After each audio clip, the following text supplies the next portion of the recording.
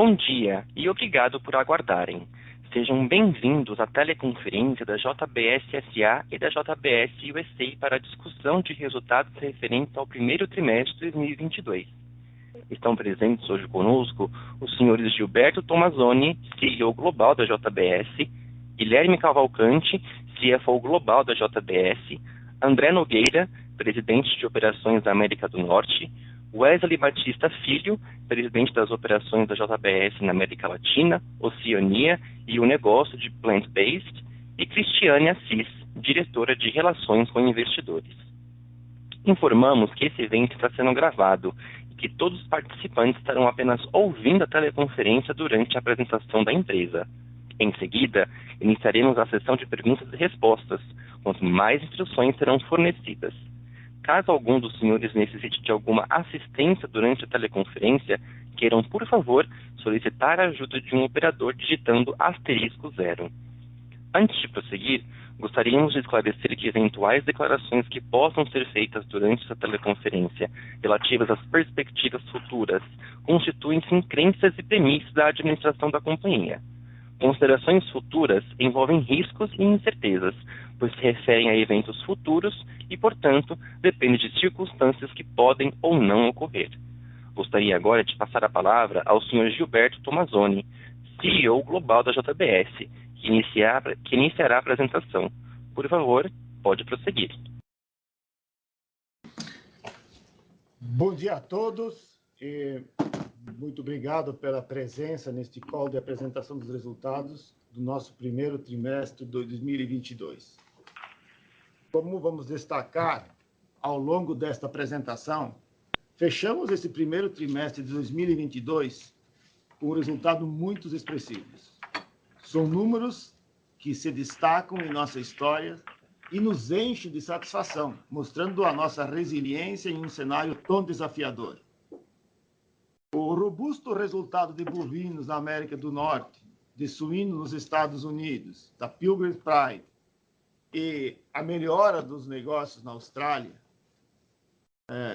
os avanços na construção de marca no Brasil e o foco em gerenciar o que está tudo ao nosso controle, tudo isso somado à nossa capacidade de inovar e à busca incansável pela excelência operacional da empresa, tudo isso foi crucial para que pudéssemos apresentar números bastante fortes neste quarto.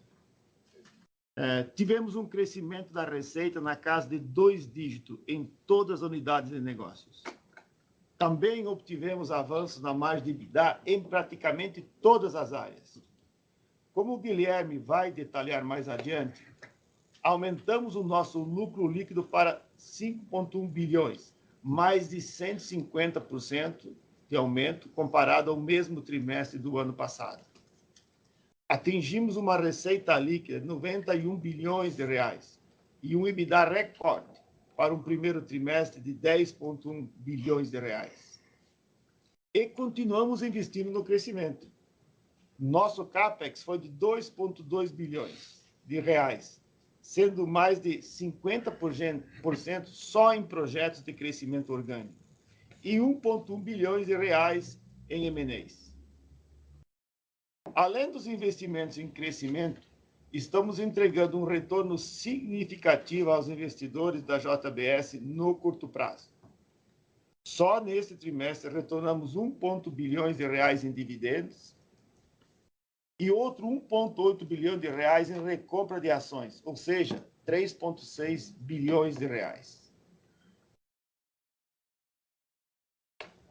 O que faz com que nós possamos entregar retorno no curto prazo e continuar a nossa estratégia de crescimento. Somando tudo isso, nossa alavancagem em dólares reduziu de 1,67 para 1,53. Em reais, o movimento foi ainda mais expressivo, de 1,76 para 1,36 no período. Uma das maiores fortalezas da JBS, vocês podem conferir no mapa que está no slide número 2. É nossa plataforma diversificada por país e por tipo de proteína. Quando enfrentamos ambientes e ciclos mais desafiadores em um determinado negócio ou em um ou outro país, graças à diversificação da nossa plataforma, ele pode ser compensado. Isso, mais uma vez, ficou evidenciado nos resultados desse trimestre. Nossa plataforma já é muito difícil de ser replicada, se não impossível, ainda mais considerando que estamos constantemente fortalecendo com novas aquisições e investimentos. E, além disso, adicionando novas avenidas de crescimento. É o caso da aquicultura. Queremos fazer, nesse segmento, o mesmo que fizemos com aves e suínos em nível global. Adquirimos uma empresa que servirá de plataforma de expansão dos seafoods, que é uma das proteínas que mais cresce no consumo no mundo todo. O plant-based é outra avenida para crescer. Já temos uma plataforma global com produtos na Europa, nos Estados Unidos e no Brasil. Não sabemos o tamanho desse mercado, mas acreditamos que essa pode ser uma das estratégias para ajudar a fechar o gap de proteínas para atender uma população mundial crescente. Da mesma forma que a proteína cultivada. Acabamos de anunciar a conclusão da compra da Biotech Foods na Espanha, que já está produzindo proteína cultivada. E agora, nós vamos investir para dar escala ao produto com a construção de uma planta industrial. Avançamos ainda na criação de um centro de pesquisa e desenvolvimento em biotecnologia de alimentos e proteínas cultivadas no Brasil, que será construído em Florianópolis. Nosso negócio das lojas Swift tem evoluído. Além disso, temos avançado muito na nossa capacidade de inovar, de produzir produtos de alto valor agregado e de construir marcas, sempre buscando novas formas de estar mais próximo do consumidor. Temos mais de 150 marcas em todo o mundo e até o final de 2025, nossa meta é termos no mínimo 10 marcas com faturamento superior a $1 bilhão, $1 bilhão, desculpe. Tudo isso coloca a JBS em uma condição competitiva incomparável para continuar a entregar resultados no curto prazo e, ao mesmo tempo, manter nossa estratégia clara de investir no crescimento. Nós colocamos a sustentabilidade no centro da nossa estratégia para cumprirmos com a meta que estabelecemos de ser net zero 2040 e com os nossos indicadores de ESG. Entendemos que nenhuma empresa está isolada do mundo ao seu redor. Por isso, colaboramos com o desenvolvimento socioeconômico das regiões em que estamos presentes. Vocês podem conferir algumas dessas iniciativas nessa apresentação. A parte central da nossa estratégia é ter as melhores pessoas nos lugares certos, com o comportamento alinhado com a nossa cultura. Esta é a principal razão para operarmos nossa plataforma multiproteína em diversos países com o mesmo sucesso. Foco em gente e na cultura. Por isso, estamos promovendo este ano, em todo o mundo, uma jornada da cultura. Eventos que vão reforçar nossa missão, valores e crença para toda a liderança, até o nível de supervisor. Foi isso que nos trouxe até aqui. E é com isso que nós vamos continuar a nossa história de sucesso. Muito obrigado e passo a palavra ao Guilherme. Obrigado, Tomazoni. Vamos passar para os destaques operacionais e financeiros do primeiro trimestre de 2022, a partir do slide 24, por favor. Gostaria de iniciar destacando duas emissões importantes que realizamos no início desse ano. São elas: a primeira emissão de um bonde de 30 anos da JBS e a primeira emissão de um CRA em dólar para o varejo.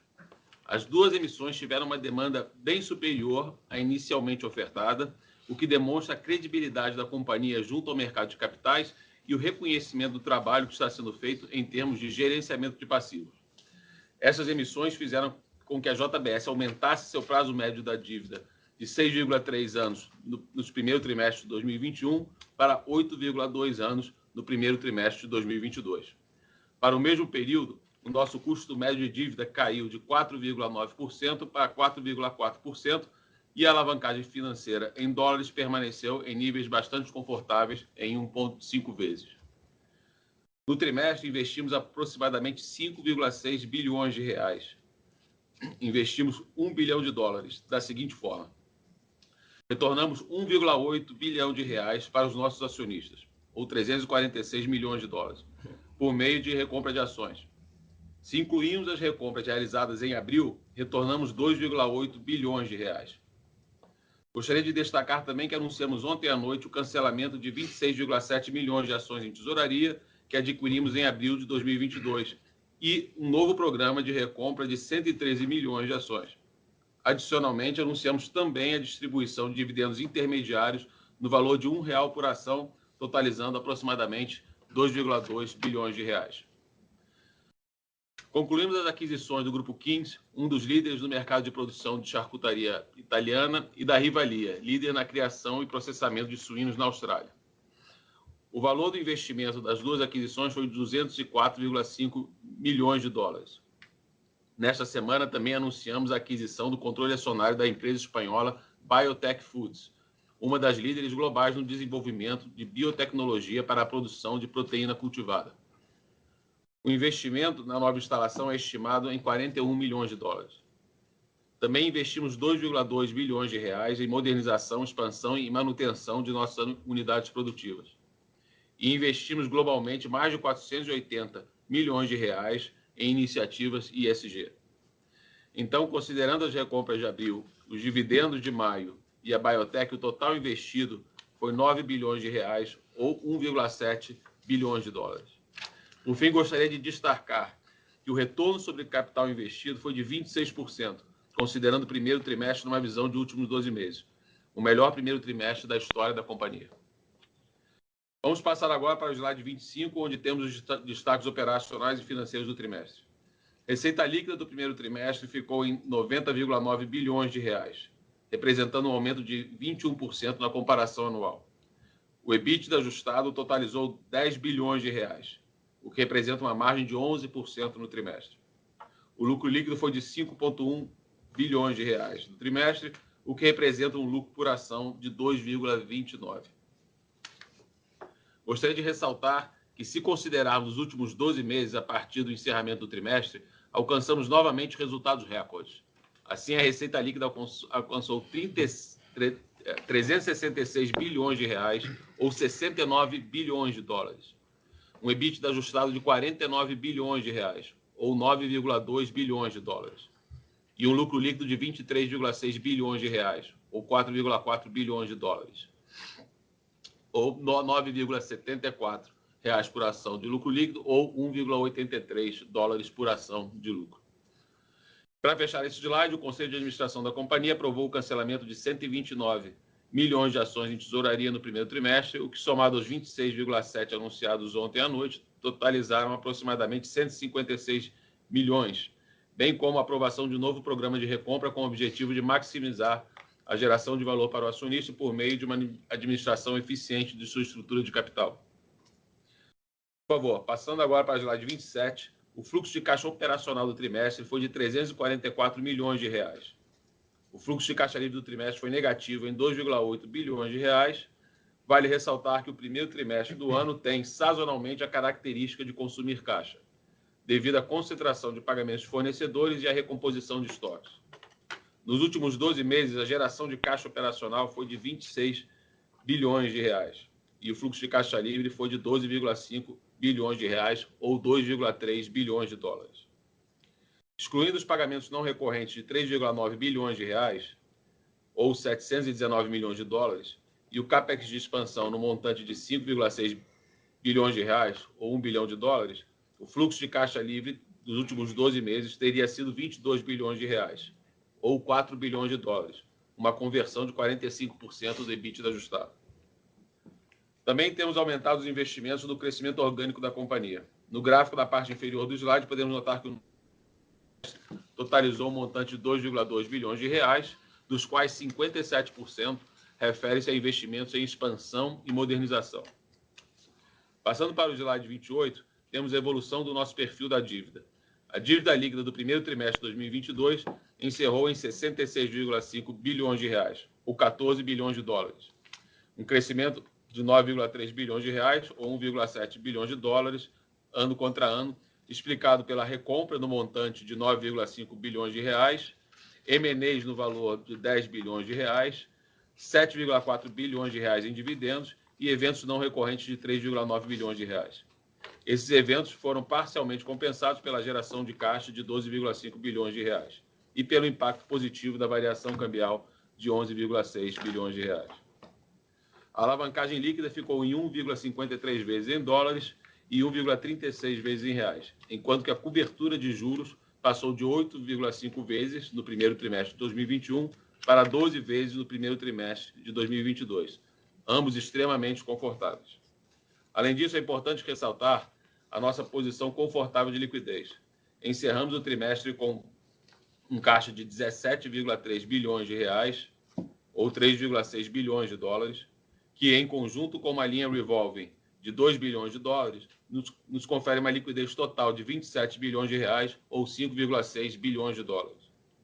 Na parte inferior do slide, destaco que o nosso baixo custo médio da dívida em dólares de 4,10% ao ano, e incluindo a emissão de CRA realizada em abril de 1,2 bilhão de reais, o prazo médio da dívida passou de 6,3 para 8,2 anos no primeiro trimestre. Vamos passar agora para as unidades de negócio. Começando com a Seara, no slide 29, a receita líquida do trimestre cresceu 21%, resultado do crescimento tanto de volumes como preços. No mercado doméstico, que correspondeu a 48% da receita da unidade, a categoria de produtos preparados manteve a tendência de crescimento e registrou um aumento de 17% no preço médio de venda e 0,6% no volume. Vale destacar uma importante conquista. De acordo com a Kantar, no ranking Brand Footprint Brasil 2022, a Seara está entre as 5 marcas mais escolhidas pelos brasileiros. Resultado de um trabalho intenso com o objetivo de aumentar a preferência da marca e solidificar a liderança em diversas categorias. No mercado externo, a receita líquida aumentou 25% em relação ao trimestre anterior, graças a um crescimento de 13% no volume vendido e de 10% no preço médio de venda, mesmo diante das suspensões de exportação à Arábia Saudita e da recuperação do rebanho suíno chinês. Em relação ao custo, o cenário se manteve bastante desafiador no primeiro trimestre de 2022. Segundo dados da Exalc, o custo médio do milho e do farelo de soja no primeiro trimestre foi de 13% e 4% maior que o trimestre anterior, respectivamente, permanecendo em patamares elevados. Passando agora para a slide 30, a JBS Brasil registrou uma receita líquida de 14 bilhões de reais, 24% maior do que o primeiro trimestre de 2021. No mercado doméstico, o cenário macroeconômico continua bastante desafiador, pressionando o consumo de carne bovina, que já atinge um dos menores patamares já registrados historicamente. A rentabilidade dessa unidade continua sendo impactada pela alta do preço médio de aquisição do gado, que, segundo os dados publicados pela CPE Exalc, aumentou cerca de 11%, sendo que o preço médio do trimestre foi de R$ 340 por arroba. O mercado externo foi o destaque do trimestre, com receita líquida registrando aumento expressivo de 45% quando comparado com o trimestre anterior, em função principalmente do crescimento de 17% no volume e 20% no preço médio de venda de carne bovina in natura, impulsionado principalmente pela retomada das exportações brasileiras para a China no final de 2021. Passando agora para o slide 31 e falando a partir de agora em dólares e em US GAAP, a receita líquida da JBS Beef Norte América foi de 5,5 bilhões de dólares, um aumento de 27% comparado ao primeiro trimestre de 2021, e o EBITDA foi de 792 milhões de dólares, com margem de 14,3%. Esses resultados não incluem a JBS Austrália, que passou a ser reportada separadamente. No mercado doméstico, a demanda aquecida contribuiu positivamente para o crescimento da receita líquida, impulsionado principalmente pelo canal de food service e pelo desempenho do canal de varejo. No mercado internacional, apesar da contínua lentidão dos portos americanos, o volume exportado foi maior em 6% comparado com o ano anterior, sendo o mercado asiático o principal destino. Do lado do custo, o resultado foi pressionado pela inflação dos insumos e pelos aumentos relevantes em mão de obra e logística. Passando agora para a slide 32, temos a JBS Austrália. A partir deste trimestre, passaremos a divulgar os resultados dessa unidade de forma aberta. Deste modo, é importante dar um pouco mais de detalhe dessa unidade de negócio. Resumidamente, a JBS Austrália é a maior empresa de processamento de carnes e alimentos do país, com operações em carne bovina, ovina, suína, peixe e alimentos preparados. A JBS Austrália produz uma ampla variedade de produtos de carne bovina e ovina de alta qualidade. A unidade de negócios também é a maior fabricante australiana de presunto, bacon, salame e frios, sob a marca Primo.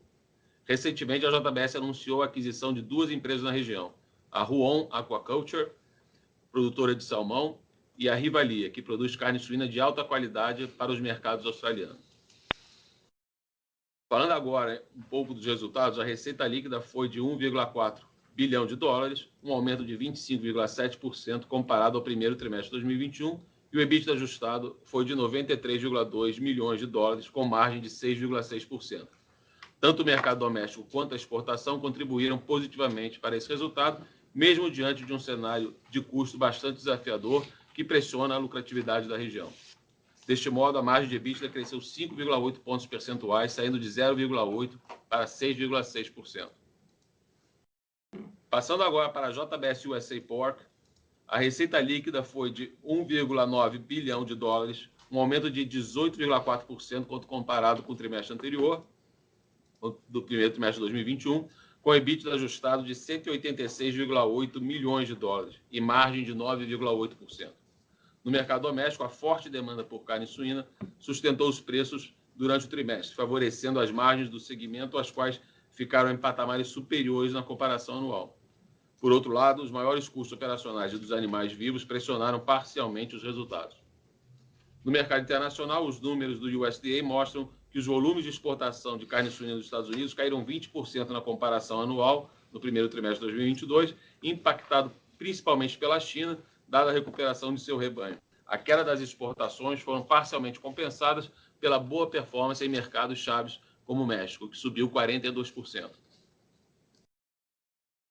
A Pilgrim's Pride, agora no slide 34, apresentou uma receita líquida de 4,2 bilhões de dólares no primeiro trimestre, aumento de 30% em relação ao primeiro trimestre de 2021, e o EBITDA ajustado de 502 milhões de dólares, com uma margem de EBITDA de 12%.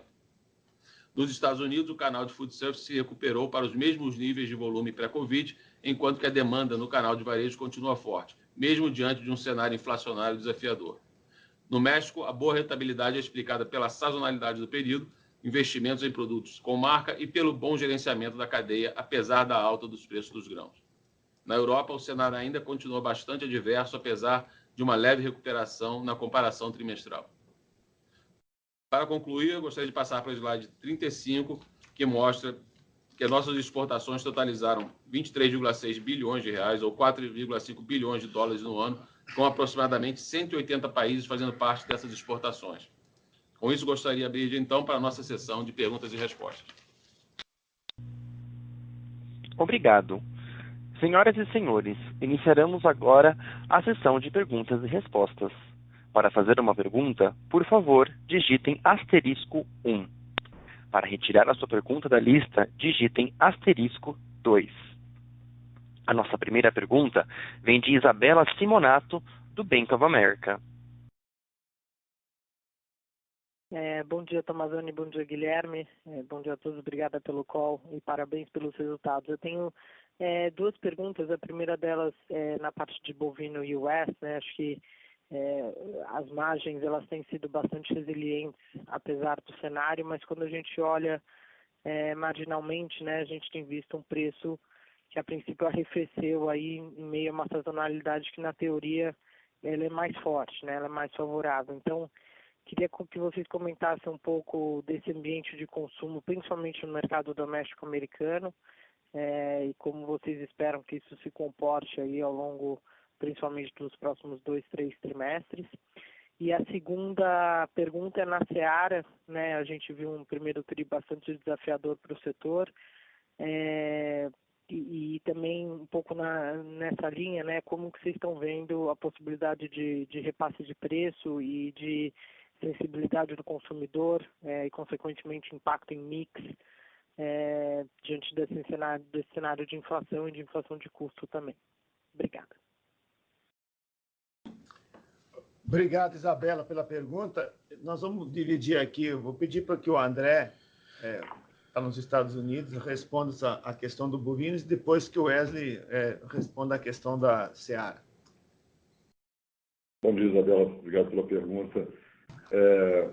Isabela, primeiro vamos olhar os fundamentos, né, do negócio, né? A oferta de gado nos Estados Unidos continua bastante favorável. O último reporte do USDA mostra a quantidade de gado no confinamento num nível recorde, 1,6 acima do ano anterior. Portanto, a quantidade de gado que nós vamos ter disponível para os próximos 6, 7 meses já está definida, né? Que é a quantidade de gado que está no confinamento hoje. A demanda global continua muito forte,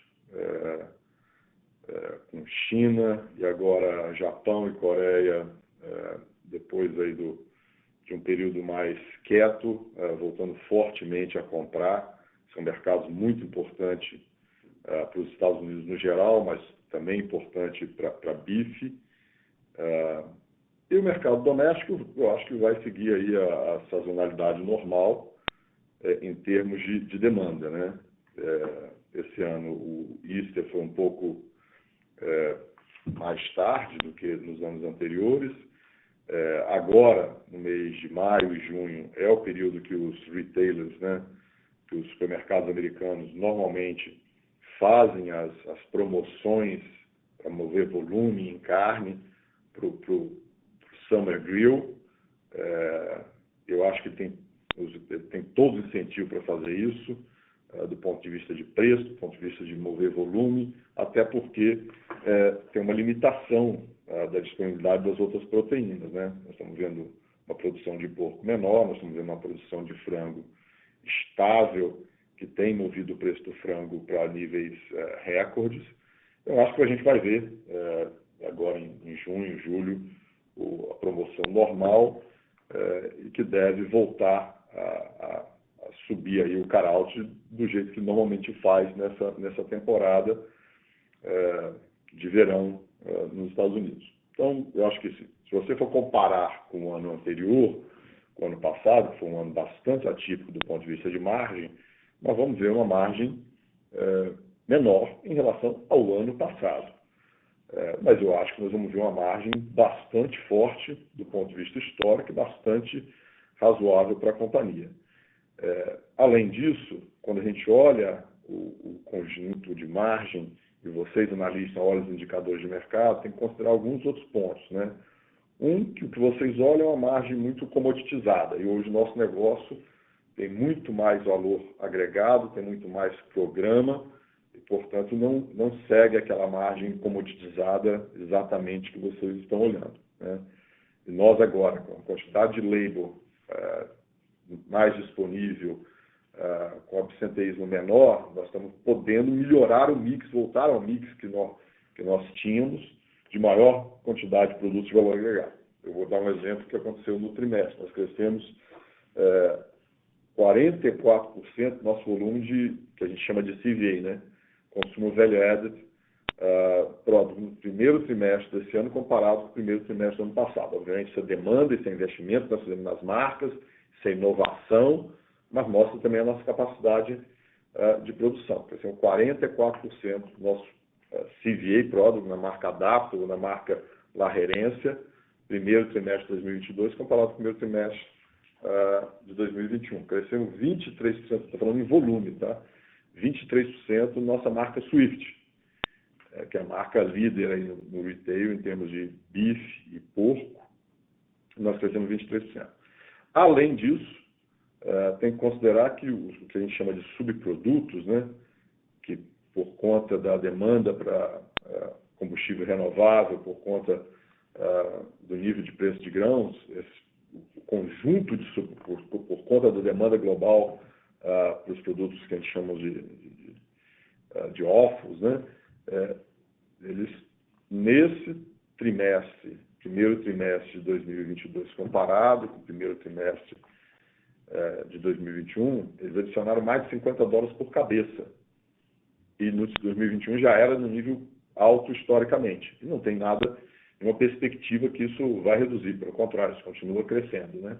Se você pega o preço de talo, por exemplo, que era historicamente $700 por tonelada, nós estamos vendo o preço total a $2.400 por tonelada. Então, assim, conjunto da obra, acho que os fundamentos continuam muito fortes, demanda muito forte, acho que a gente vai ver uma forte promoção no retail em relação a bife, e eu acho que as margens vão continuar bastante fortes do ponto de vista histórico no segundo e no terceiro trimestre, o que a gente consegue enxergar agora, embora com uma redução em relação ao que foi no ano passado, que foi um ponto muito fora da curva.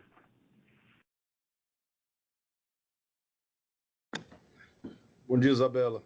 Para falar da Seara aqui, então, a gente, no mercado interno principalmente, teve um começo de ano bem mais difícil. A gente fez um repasse importante de preço, como vocês podem ver aí no release, né? E conseguimos, ao mesmo tempo, conseguir crescer os volumes nossos, né?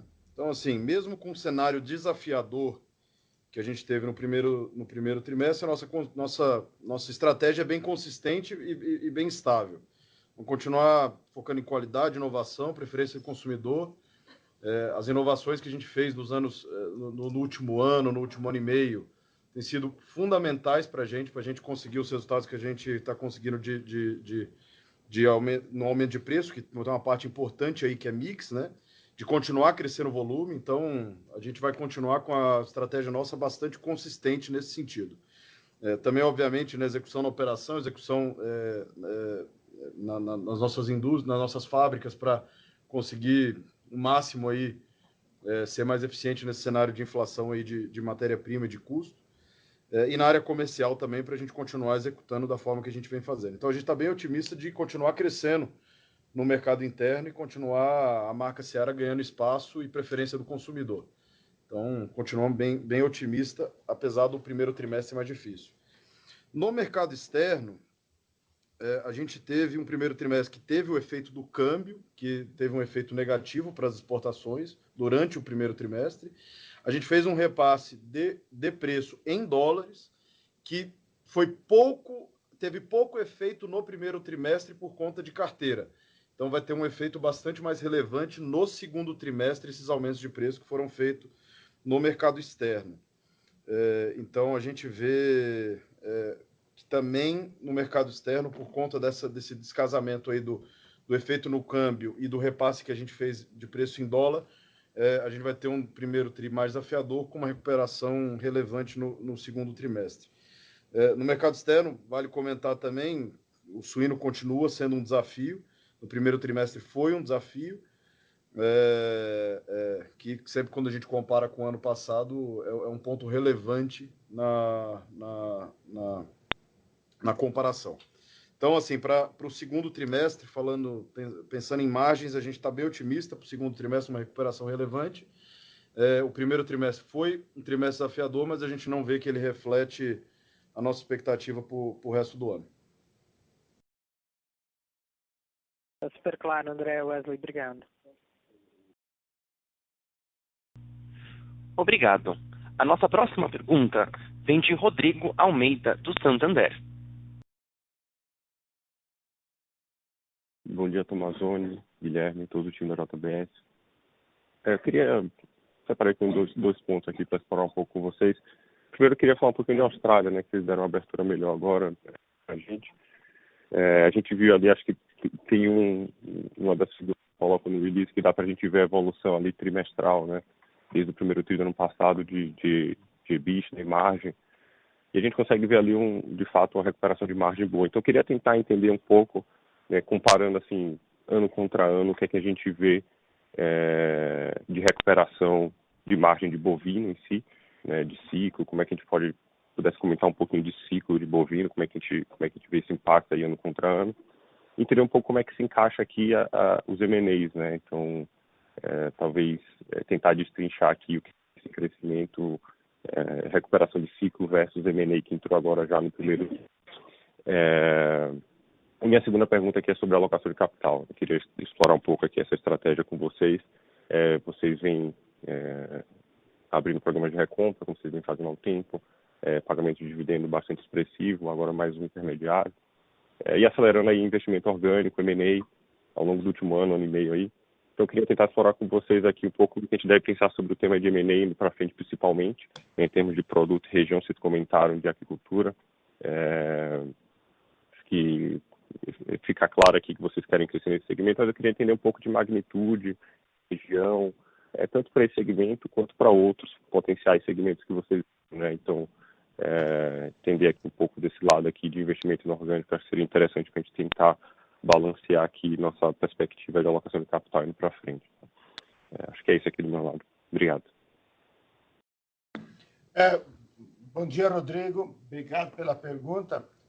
Vou pedir para que o Wesley comece do início da sua pergunta sobre a Austrália. Nós fizemos uma mudança na nossa gestão, criamos 2 diretorias globais de operações e nessa divisão a Austrália ficou sob a gestão do Wesley. Vou pedir para que o Wesley comente a sua pergunta e depois eu vou responder sobre a estratégia nossa de M&A e o Guilherme vai dar um detalhe aí sobre a questão da alocação de capital. Rodrigo, bom dia. Na Austrália, quando a gente olha a questão do ciclo do gado lá, a gente vem já do ano passado, já numa reconstrução do rebanho, né? Então, a gente está vendo uma retenção de matrizes que vai gerar, né, uma safra maior de bezerros para o futuro. A gente já começa a ver uma recuperação no rebanho ainda em bezerro, então a gente não vê isso em boi gordo ainda. As chuvas estão muito boas nas regiões de crias na Austrália, na verdade chuvas mais do que o normal atualmente, que cria um problema, vamos dizer, na disponibilidade no curto prazo, com a disponibilidade de boi gordo por causa dos pastos bons, o produtor retém esse gado, mas que vai ser uma ótima notícia para a gente para 2023, 2024, na oferta de boi gordo na Austrália. Então, a gente está num período de reconstrução que está sendo até um pouco prolongado por conta das chuvas boas esse ano, das chuvas fortes esse ano, que cria esse problema no curto prazo, mas vai ser bastante importante para a reconstrução do rebanho e na disponibilidade de boi gordo para o futuro, no médio prazo. Então, a gente vê dessa forma. Comparado com o ano passado, até por causa dessas chuvas que a gente está vendo, a oferta de boi ela continua bem restrita, o custo do gado australiano continua bastante relevante, até maior, então comparado com o ano passado, a gente tem uma pressão de custo, só que a gente vê ao mesmo tempo uma demanda muito forte, tanto no mercado interno quanto no mercado externo. O André já comentou, a gente vê uma demanda forte também na Austrália, nos países asiáticos, que a Austrália mais supre, que é Japão, Coreia, as exportações da Austrália para os Estados Unidos também seguem relevante, então a gente vê uma demanda muito forte, principalmente para os nossos programas de marca, né? Tudo que a gente faz na Austrália de carne mais especializada, com programas que tanto de grain-fed quanto de grass-fed, a demanda por esses programas tem sido bastante alta, o que consegue fazer com que a gente, mesmo com a pressão de custo na parte do gado, a gente tem conseguido melhorar as nossas margens e ter uma recuperação no negócio de bovino e ovino na Austrália comparado com o ano passado. Nesse resultado, a Huon e a Rivalia ainda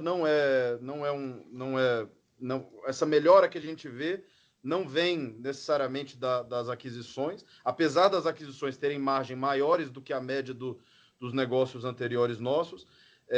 O grande parte dessa recuperação é mesmo os negócios legacy nosso que estão recuperando e estão com uma melhor margem quanto o ano passado mesmo. Já comentando sobre os negócios novos, as novas aquisições, a Huon, existe uma sazonalidade no nosso negócio de salmão do ponto de vista de margem na Austrália, então normalmente o verão no hemisfério sul é um período mais desafiador, sempre é sazonal isso, é um período que o salmão ele come e não converte tão bem em peso, então normalmente é mais desafiador, mas a gente já começou a ter no final do primeiro tri, no começo do segundo tri, uma melhoria bastante relevante no nosso negócio de salmão. A gente já vê e espera margens para frente parecido com o período antes do Covid começar na Austrália, que afetou bastante a margem do salmão. A gente já vê um negócio de salmão com margens pré-Covid. E na Rivali, a gente está fazendo um mapeamento, é um negócio que tem um potencial de melhoria de margem bastante relevante. Já estamos fazendo um mapeamento operacional lá, vendo o que a gente pode fazer de boas práticas, de melhora no negócio lá. Tem bastante oportunidade para melhorar a margem, mas já é um negócio que atualmente, mesmo com todas as oportunidades, é um negócio próximo de 2 dígitos de margem de EBITDA, então já é um negócio que, com mesmo muita oportunidade, é um negócio que tem uma rentabilidade importante. Então, um pouco da Austrália aí. Wesley, deixa eu só adicionar. Isso, eu ia pedir para você, André, já que você tem uma longa história de gestão do negócio da Austrália, se você queria completar com algum comentário. Só para dar perspectiva, Tomazoni, porque a gente, enfim, previamente isso era consolidado nos Estados Unidos, mas só para dar perspectiva, está longe ainda da Austrália de voltar à produção.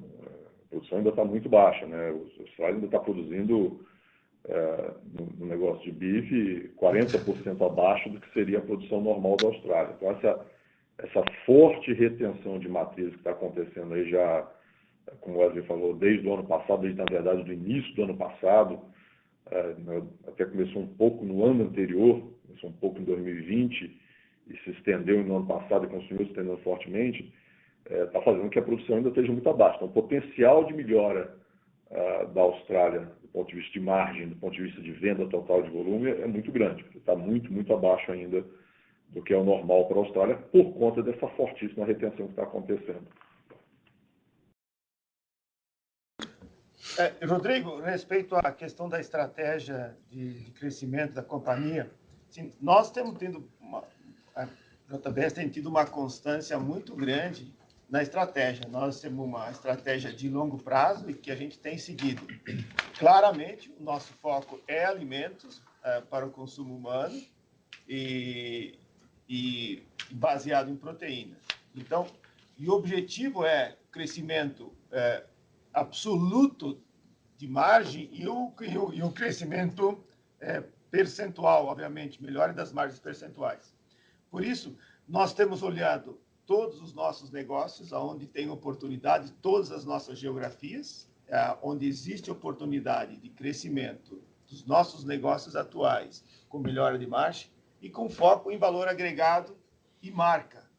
Então, nós estamos crescendo todos, dando um detalhe maior, porque a gente sabe que produtos de valor agregado, eles têm uma ciclicidade menor, com marca eles têm margem maior, então nós temos focado esse crescimento. Se você vê que na última década a companhia não tinha praticamente marca e hoje nós desenvolvemos um negócio grande de marca dentro da empresa, nós temos crescido, temos provado que a companhia entende como gerenciar commodity e ao mesmo tempo sabe gerenciar a construção de valor agregado de marca. Acho que isso é um adicional grande da companhia. Nós temos focado o crescimento aqui na Seara, que aqui tem sido feito um crescimento orgânico, um investimento que nós anunciamos lá atrás, em 2019, de 8 bilhões e meio, ele continua em pleno andamento, em pleno vapor, nós continuamos crescendo. Nós estamos crescendo nos Estados Unidos, a gente anunciou há pouco várias aquisições, estamos crescendo na Europa, estamos crescendo basicamente em todas as plataformas que nós estamos. O que nós fizemos agora é adicionar novas tipos de negócio dentro da nossa plataforma, porque até eu falei no início do meu speech, quanto importante é você ter uma plataforma diversificada por tipo de proteína e por país. Então, se tu tem uma determinada região que tem um impacto maior por algum evento externo, você pode compensar em outra região, ou mesmo dentro da mesma região, negócios podem se compensar. Nós acreditamos muito nessa estratégia e nós estamos adicionando capacidade, como o Wesley comentou no negócio dos seafoods. A gente quer fazer no negócio da aquicultura o mesmo que a gente fez com frango e com suíno. Então, vocês podem ver aí que é um drive de crescimento da companhia. Nós temos investido no plant-based. Não sabemos o tamanho desse negócio do plant-based. Quanto é que será o tamanho? Mas a gente acha que ele, efetivamente, pode contribuir para a gente fechar esse gap que a gente tem de crescimento de população até 2050, de 2,2 bilhões adicionais de pessoas, e que vai ter que produzir mais proteína. E plant-based pode ser uma das soluções. Nós temos investido na Europa, temos investido nos Estados Unidos, temos investido no Brasil e vamos investir em outras geografias porque acreditamos que esse é um negócio que pode fechar. Obviamente, o nosso crescimento é sempre buscando um crescimento, atender a necessidade do consumidor e trazer margem para dentro da companhia. E o investimento na carne cultivada, que é um investimento de desenvolvimento de proteína à base de célula, que pode ter um potencial grande de crescimento. A gente comprou uma companhia que já se provou tecnologicamente que sabe fazer o produto, que pode fazer o produto, né? O que nós vamos fazer agora vamos dar uma escala industrial a esse negócio, né?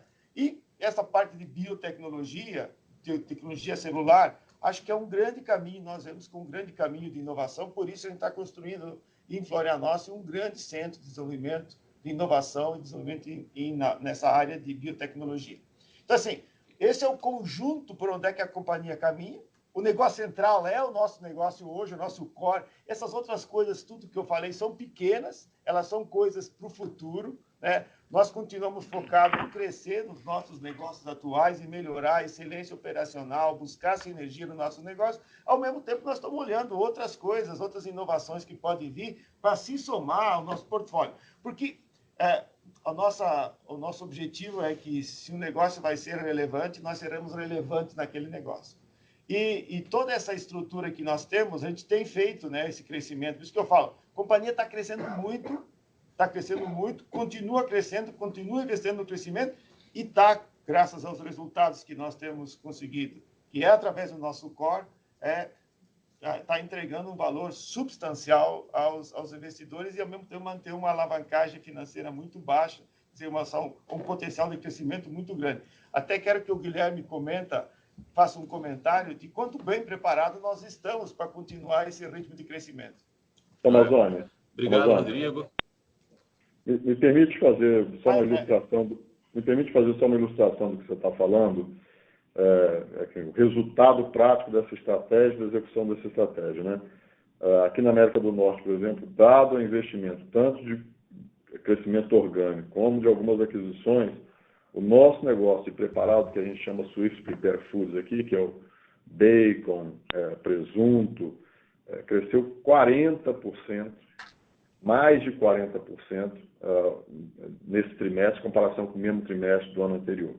De novo, resultado. O investimento que fizemos, inauguramos aquela planta de bacon, e com os investimentos que estamos fazendo, já estamos garantindo que vai ter um crescimento fortíssimo para os próximos 2 anos. Nós estamos no meio da construção da planta de produtos italianos, que vamos começar a operar ela no final desse ano, e estamos iniciando o projeto em Chicago da planta de sous vide, de produto cozido, que também, de novo, garante que vai demorar 2 anos, 1 ano e meio na construção dessa planta, de novo garante o crescimento lá para frente. E no nosso negócio de frango, a Pilgrim já anunciou, teve um crescimento de 35% no negócio de preparado. Todos esse negócio da Pilgrim, um crescimento muito forte na marca, principalmente na marca de Occidente. Então, só ilustrando aí a execução da estratégia, um crescimento fortíssimo, 35% no frango, no preparado e 40% na Swift Prepare Food, quando a gente compara com o mesmo trimestre do ano anterior. Obrigado, André. Foi ótima a tua ilustração. Bom dia, Rodrigo. Bom, falando agora então da alocação de capital, a gente define o retorno para acionista sempre observando 3 pontos. O 25% de dividendo mínimo obrigatório por lei, perspectivas de aquisições e, principalmente, a nossa política de endividamento, que estabelece que a gente deve perseguir ficar com uma alavancagem entre 2 e 3 vezes dívida líquida e EBITDA, que é o nível que as agências de rating consideram investment grade para esse setor. Tá? Se a gente considerar o consenso de mercado para o resultado de 2022, o fluxo de caixa livre vai ser mais do que suficiente para manter o nível de pagamento de dividendos. E, assim, dessa forma, a gente ainda teria espaço para recomprar ações ou aquisições e terminar o ano com uma alavancagem abaixo de 2 vezes. Isso sempre considerando o consenso aí de mercado. E é importante mencionar também que o trabalho de gerenciamento de passivos reduziu os juros de forma que a despesa financeira líquida ficou estável. E a nossa cobertura de juros atingiu o recorde aí de 12 vezes, ou seja, a nossa capacidade de servir a dívida hoje é bem maior do que era no passado. E, além disso, o prazo médio saiu de 6,3 anos para 8,2 anos, com uma amortização bem distribuída ao longo dos anos, de forma que você não pressiona nenhum ano específico. Se você olhar no gráfico da apresentação que tem a nossa amortização de dívida, você vai ver que a gente tem um caixa hoje maior do que a nossa dívida de curto prazo, e esse caixa leva a gente, sem contar a geração de caixa, até o ano de 2026, tá? Que é quando você começa a ter as amortizações. E esses 3 anos a 4 anos que a gente tem sem amortizações significativas, é importante que dá para a gente uma flexibilidade muito boa para enfrentar qualquer cenário ou para fazer M&As com muito conforto e sem pressionar o nosso fluxo de caixa. Ótimo, pessoal. Muito obrigado pelas respostas e parabéns pelos resultados. Obrigado. A nossa próxima pergunta vem de Thiago Duarte, da BTG Pactual. Olá, bom dia a todos. Obrigado pela oportunidade. Eu queria fazer 2 follow-ups sobre discussões anteriores e uma pergunta. Os follow-ups, o primeiro acho que para o André, na parte de bovino Estados Unidos, quando discutida, né, a evolução das margens no segundo tri, no restante do ano. André, minha pergunta para você é se você concorda quando eu afirmo que parte da sazonalidade positiva ela pode ter se deslocado para o primeiro trimestre. Eu estou perguntando isso principalmente olhando para o abate de matrizes, né, que foi mais alto no primeiro tri, acho que até por questões climáticas de seca, houve alguma liquidação um pouco maior, e se isso não antecipou para o primeiro tri uma parte de uma melhora da margem que sazonalmente aconteceria entre o segundo e o terceiro tri. Então, você menciona, né, parece evidente que as margens desse ano serão menores que as do ano passado, que foram anormalmente fortes, mas pergunto também se você não entende que a sazonalidade das margens, dos cutouts, não pode ser um pouco diferente esse ano. O segundo follow-up é sobre a questão da Seara, que o Wesley discutiu, da consistência da estratégia e tal. Aí a minha pergunta é sobre se vocês, vamos dizer assim, participaram em alguma medida desse ajuste de produção, quando a gente olha, por exemplo, níveis de abate ou níveis de alojamento no primeiro trimestre que caíram para a indústria, mas a gente tem a impressão que isso foi muito concentrado em um outro player. Queria entender se a Seara, de certa forma, participou desse processo, vocês de alguma forma também pisaram um pouco no freio ou não. E aí a minha terceiro ponto, no caso a pergunta, eu queria ouvi-los, aproveitando aí o footprint global da companhia, e o amplo acesso a mercados de exportação, particularmente o mercado chinês, eu queria ouvi-los um pouco como é que vocês têm visto a demanda da China por importação na ponta, né? A gente viu um nível importante no primeiro trimestre, principalmente importação de carne bovina do Brasil, aí eu tenho a impressão que teve um pouco de reestocagem. Por outro lado, na ponta, a gente tem ouvido, né, um arrefecimento das importações, talvez impactado pela questão dos lockdowns em várias cidades. Eu queria ouvi-los um pouco como é que vocês estão vendo isso já nesse segundo tri. Obrigado. Obrigado, Thiago, pela pergunta. André, a pergunta já foi direta para você. Bom dia, Thiago. Obrigado. Thiago, assim, você tem razão, está tendo uma liquidação de matriz muito ligado a uma seca na região que se sente alogada. Recebeu um pouco de chuva essa semana aí, mas nada relevante, e isso que tem gerado essa liquidação de matrizes. Eu não sei se isso é impactante do ponto de vista de margem. Nós começamos o ano muito fortemente, com uma margem muito forte, demanda de exportação, demanda doméstica. Isso normalmente se acalma, essas margens se acalmam perto do Easter, isso aconteceu, e agora vem o Summer Grilling, né? Eu não sei se vai ser suficiente para deslocar essas margens. Eu acho que a gente vai ter um segundo trimestre bastante forte, de novo, menos em termos de margem absoluta do que foi no mesmo trimestre do ano anterior, mas eu acho que bastante forte por todos os fundamentos que eu já falei, pelos investimentos que nós fizemos para melhorar a operação, pela execução do nosso time. Eu queria destacar esse ponto, porque a gente vem trimestre depois de trimestre, ano depois de ano, eu tenho que reconhecer o trabalho que o time tem feito em todas as proteínas, na América do Norte, na Austrália, apesar dos desafios específicos do mercado. Você tem visto por anos a JBS entregar um resultado que não surpreende do ponto de vista negativo, em momento algum. Se surpreende pelo ponto de vista positivo. A gente nunca traz aqui para discutir problemas graves que tivemos na operação. É uma performance que, de novo, ano após ano, tem batido os concorrentes numa margem bastante significativa. Então, primeiro, eu acho que a gente tem muita confiança na execução do time, na capacidade do time de navegar qualquer tipo de mercado. Nós tivemos mercados muito diferentes, navegamos eles, tivemos momentos muito desafiadores, navegamos eles. E na parceria que nós temos com os nossos clientes, e nessa capacidade de servir e criar solução para esses clientes. É cedo para dizer se vai ter uma mudança nessa sazonalidade. Eu acho que se tiver, não é por conta de liquidação de vacas. Nós temos que ver nos Estados Unidos ainda, especialmente nos Estados Unidos, não só nos Estados Unidos, Canadá, qual vai ser o impacto da inflação, do aumento de custo para os consumidores, que está tendo em gasolina, em aluguel. Esse mesmo consumidor, principalmente de menor renda, tem tido um aumento salarial bastante significativo, especialmente nos últimos 2 anos. O quanto que esse aumento de inflação em relação ao aumento de renda vai impactar ou não impactar no consumo, especialmente de bife, né, que é um produto de maior valor. Está cedo para falar sobre isso ainda. Acho que a gente vai começar o verão, a gente vai ter uma visão mais clara aí, lá no final do verão, o quanto isso é impactante. Eu acho que, apesar de, se tiver algum impacto, que está cedo para dizer que tem, a demanda internacional continua muito forte. Eu acho que ela offseta, do ponto de vista de consumo geral, qualquer possível impacto aqui.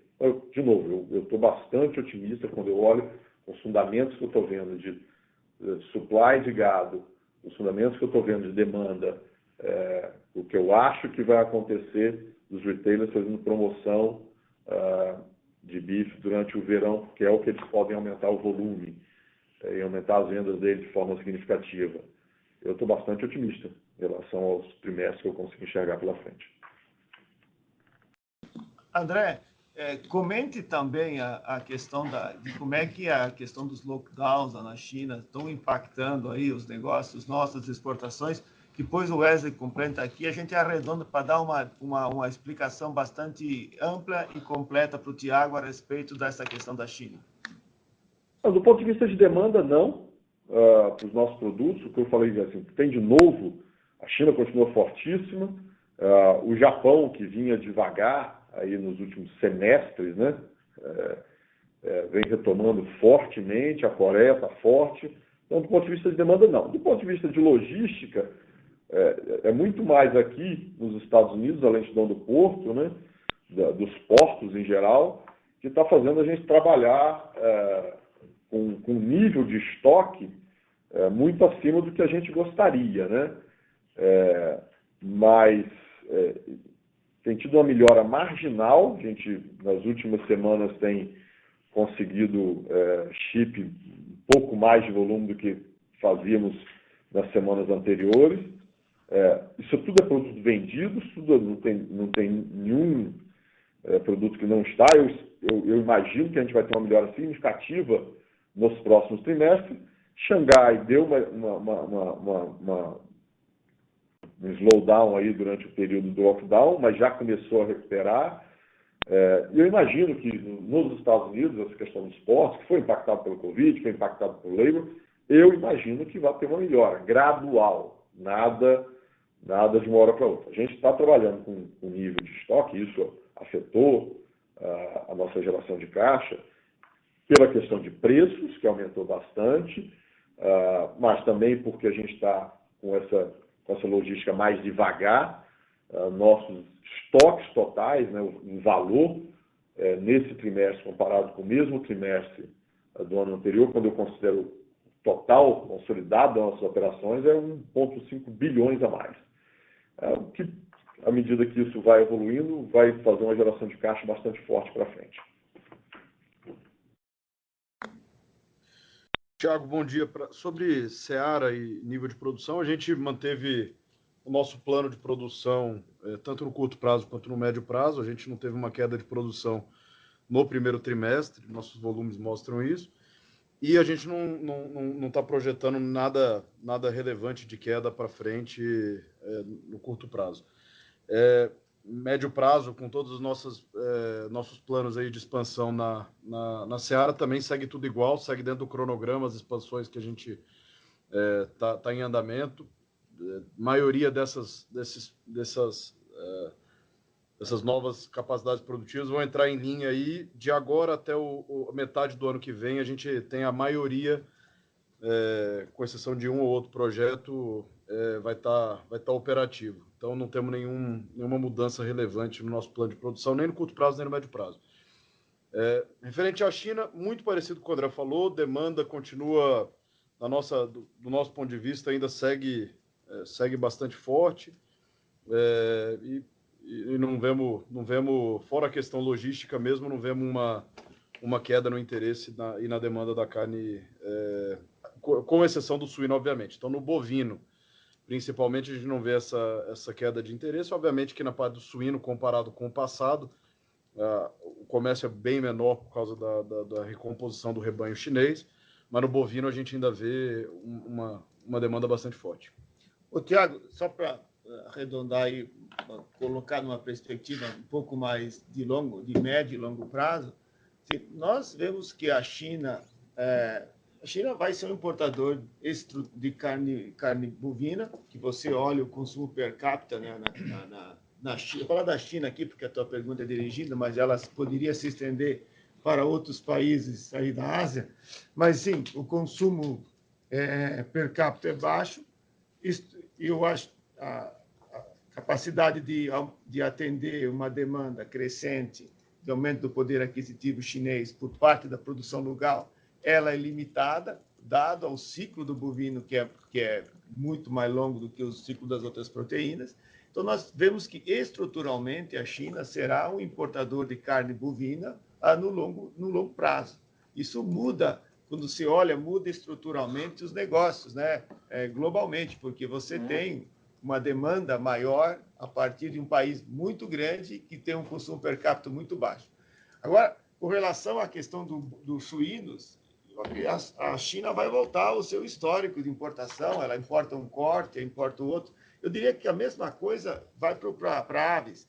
Ela tem deficiência de um tipo de corte, vai importar aquele, aí vai buscar exportar algum outro que não tem demanda local, mas vai ser isso. A gente não pode pensar na China como um grande importador de aves e suínos. Pelo jeito, é o jeito que nós vemos esse negócio. A gente vê a China como um grande importador de carne bovina e como você pode ter uma questão situacional, que ela vai importar mais um produto ou de uma situação por uma questão de sanidade ou de planejamento interno, mas não estruturalmente. Tá super claro, obrigado a todos. Obrigado. A nossa próxima pergunta vem de Lucas Ferreira, da JP Morgan. Pessoal, bom dia. Duas perguntas, talvez também para o André. André, eu queria se reportar uma margem de suínos muito forte esse trimestre. O que a gente vê, na verdade, agora é o preço do lean hog subindo, o preço de alguns cortes caindo um pouquinho, ou na verdade estáveis. Queria que você comentasse com a gente o cenário de rentabilidade para US Pork agora nos próximos trimestres, se puder fazer um comentário.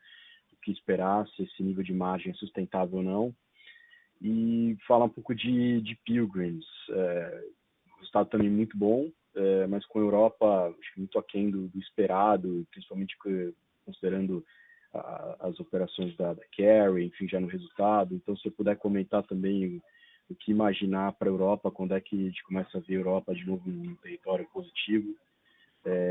Acho que são essas duas aí. Obrigado. Obrigado, Lucas. André. Assim, Lucas, o porco veio com um resultado bom, mas dentro do que a gente tem visto do normal do porco em muitos anos, né? E é o que eu espero para ele para o ano. A capacidade de execução do nosso time do porco, a nossa estrutura, nossos produtos de valor agregado, a parceria que nós temos com o cliente, vem entregando aí, por muitos anos, esse resultado aí entre 8% e 10% de margem, e não tem nada no cenário aqui para mim que muda isso. Vai ter uma disponibilidade de porco para abate nos Estados Unidos mais apertada esse ano, para produzir menos do que no ano passado. Mas, de novo, pela demanda global, pela demanda no mercado americano, não tem nada que me diga que isso vai mudar significativamente. Eu estou falando da nossa operação. Nossa operação é uma operação que tem um nível de performance muito acima do mercado e tem sido desse jeito por muitos anos. Então, eu estou bastante confiante que a gente vai continuar nesse range aí que a gente vem entregando, de novo, pela forma que a gente opera, pela eficiência, pela marca que a gente tem muito forte, pelos produtos de valor agregado que a gente continua crescendo, de novo, com o labor agora mais disponível do que a gente tinha no ano passado, a gente pôde voltar a começar a agregar mais valor, fazer um mix mais favorável para a gente, e eu vejo essa tendência continuando. A sua questão de Pilgrims, eu acho que ela é importante no contexto geral, porque a gente falou bastante de beef e US. Quando você olha o conjunto das coisas, eu acho que a Pilgrims tem bastante espaço para continuar melhorando, né? O trimestre foi um bom trimestre, a demanda nos Estados Unidos, no México, continua fortíssima, a produção continua bastante limitada, a gente está podendo, de novo, com o label, voltar a fazer um mix mais favorável para a gente. A Pilgrims está crescendo fortemente nos produtos preparados, e a Europa tem tudo para melhorar, né? A performance, por conta de todos os desafios que tem tido lá de inflação, de labor, de grão, que lembra que a Europa, a alimentação é com trigo, né? Dos animais, o trigo dos grãos foi o que mais teve impacto, né? Mas a gente tem tido uma conversa muito aberta, muito franca com nossos parceiros, com os retailers, que eles entendem isso. Eu acho que a gente vai ver uma melhora sequencial. Não vai ser nada abrupta, mas eu acho que a gente vai ver daí uma melhora sequencial na nossa operação na Europa. E eu tenho uma visão bastante positiva para o negócio de frango no geral aqui na América do Norte. Quando eu olho no conjunto de frango, porco, bife, eu ainda penso muito sobre a Austrália. Eu acho que as questões são bastante favoráveis e vão certamente compensar pelo menos compensar parcialmente alguma redução de margem que a gente vê no bife. Então, acho que o cenário é bastante favorável para o negócio de frango. Obrigado, André. André, se tu me permite, só para dar um adicional que você falou, na Europa, o Lucas, tem uma dinâmica nos nossos contratos com os nossos parceiros que diferente do que a gente tem nos outros lugares. Então, como o André falou, a gente espera que ao longo do decorrer já desse trimestre, a gente já tenha os resultados voltando à sua normalidade.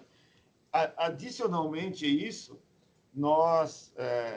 os suínos na Europa como um todo sofreu muito com a questão do fechamento, da redução da importação da China, e a história da febre suína africana que aconteceu na Alemanha, em que a Alemanha deixou de exportar e teve que botar toda essa carne no mercado europeu, pressionou muito os custos da matéria, tendo que os custos de produção, lembrando que a Pilgrims é frango, mas lá na Inglaterra, acho que é o maior produtor de suínos, né?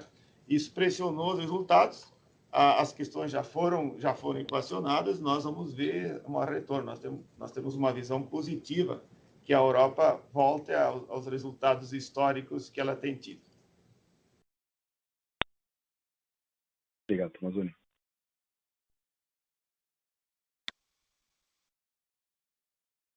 Obrigado. Encerramos neste momento a sessão de perguntas e respostas. Gostaria de passar a palavra ao senhor Gilberto Tomazoni para as considerações finais. Por favor, senhor Tomazoni, pode prosseguir.